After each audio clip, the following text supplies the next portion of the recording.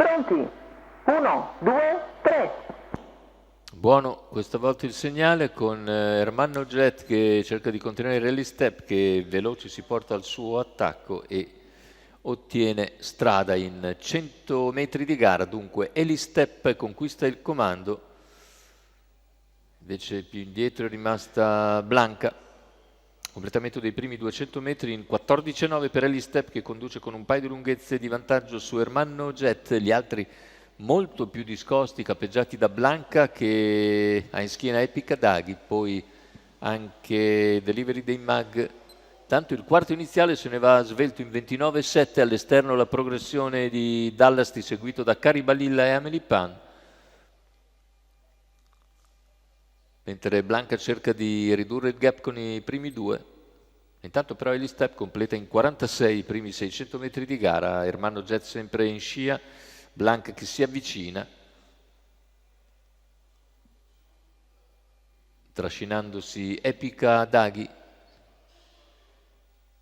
Tanto un giro iniziale in 1,1,7 con 15,7 ancora di parziale. Blanca rimane in terza posizione lungo la corda, mentre per corsie esterne si fa luce Dallasti. Dallasti si trascina Amelie Pan, che è ora in seconda pariglia. Chilometro iniziali in 1,17,5 per Eli Step, che è sempre in schiena Ermanno Jet, e quindi Blanca, all'esterno Dallasti, Amelie Pan e Caribalilla.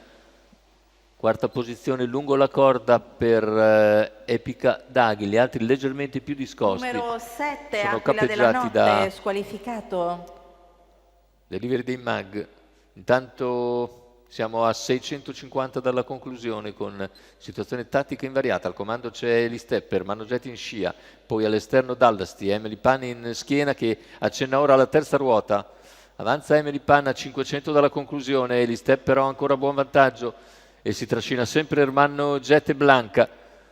Amelie Pan cerca la progressione, ma a questo punto il ritmo si è sveltito sicuramente con un 14,5, e da questo punto è Ermanno Jet che prova a spostare dalla scia di Eli Step, Numero che entra in 5, vantaggio Blanca, in squalificato. dirittura, ma Eli Step riparte, riprende vantaggio su Ermanno Jet. Eli Step ritorna alla vittoria e vince nettamente. Ermanno Jet al secondo, Amelie Pan al terzo, mentre sbaglia Blanca. 1,16,2, il 16,3 corretto alla fine il ragguaglio al chilometro, con 29,2 a chiudere Eli Step e Matteo Zaccherini, che tornano così alla vittoria dopo oltre un anno di assenza dal traguardo. Eli Step finalmente ritorna